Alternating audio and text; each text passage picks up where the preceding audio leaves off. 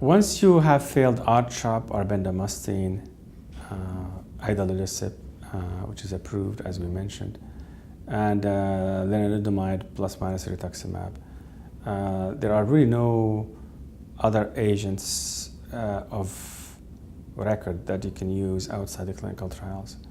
There are multiple agents being used in context of clinical trials like antibody-drug conjugates, the BCL2 inhibitor, venetoclax, the BTK inhibitor, ibrutinib and other BTK inhibitors, immuno-oncology drugs like checkpoint inhibitors alone or in combination. But all these are in the context of clinical trials outside the major four, as I said, treatment strategies that most people use first.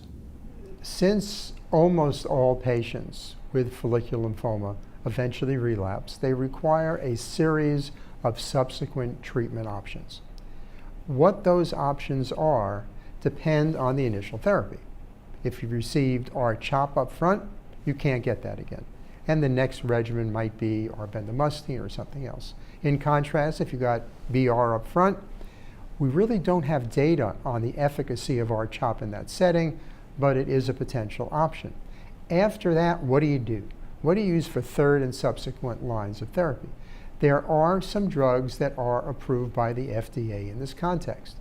There is Y90 ibritumumab tioxetan, or Zevalin, a radioimmunotherapeutic which was popular probably 10 years ago, but is virtually unused anymore in the United States for a whole variety of reasons. More recently has been idelalisib, a PI3 kinase inhibitor, which is a highly effective pill. You take one pill twice a day.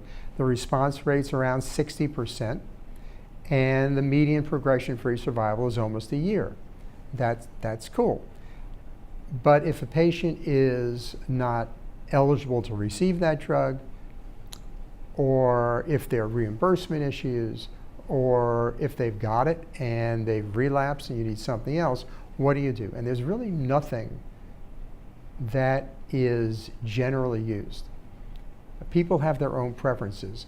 One possibility is rituximab and lenalidomide, the R-squared regimen, which we first developed over a decade ago.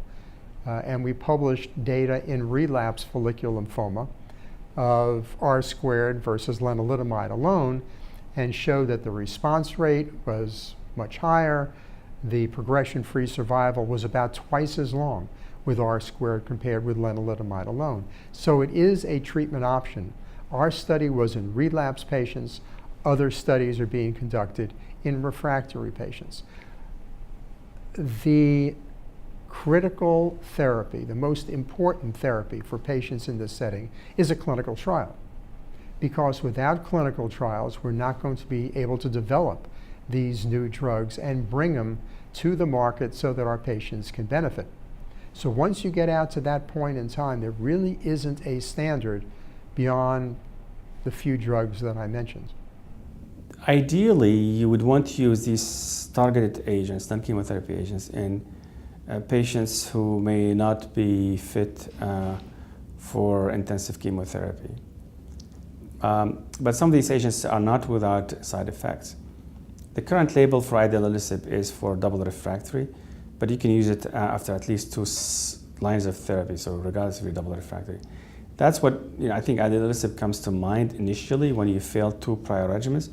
But in elderly patients who could not tolerate chemotherapy, 80-something-year person who exhausted, let's say, options and cannot tolerate chemo, you gave them rituximab and then you failed rituximab, I think idelalisib comes to mind as a good agent. It can induce a response rate in about 54-55% that could last more than a year. So I think that would be an option.